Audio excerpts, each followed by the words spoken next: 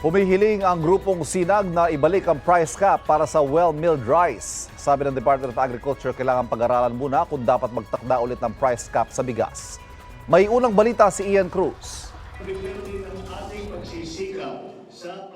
Nitong October 4 lamang, binawi ni Pangulong Bongbong Marcos ang ipinataw na halos isang buwang price cap sa regular at well-milled rice matapos makitang stable na ang presyo ng bigas.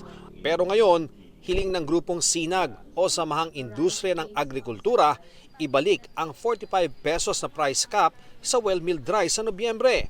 Mataas daw kasi ang bilis sa palay ng traders sa mga umaaning magsasaka kaya magre-resulta raw ito ng mataas ding presyo ng bigas. Yung palay, no, tumataas ng 27 to 28 pesos yung presyo ng palay. So kung yun ang mangyari, almost 47 to 48 pesos ang retail price nun. Kaya dapat sa tingin natin mag-price cap ulit sa 45 para bumalik sa 25 pesos yung 23 to 25 ang pagbili ng palay.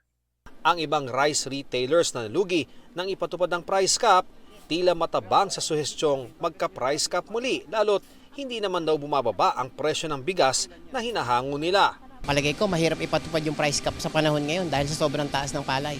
Ayon naman sa Department of Agriculture, kailangan pang pag-aralan ng bawat anggulo kung nararapat ba ang price cap. Sa ngayon ay hindi pa namin nakikita yung mag-recommenda pa muna kay Presidente ng price ceiling. Kasi yung farm gate average ay nandun pa sa level na pumasok doon sa recommendation ng NFA Council, doon sa inapprove sa NFA Council. Kung merong mga ganong pagtaas, so yun yung titingnan ng DA. Ito ang unang balita. Ian Cruz para sa GMA Integrated News. Mga kapuso, para laging una sa mga balita, bisitahin at mag-subscribe sa GMA Integrated News sa YouTube.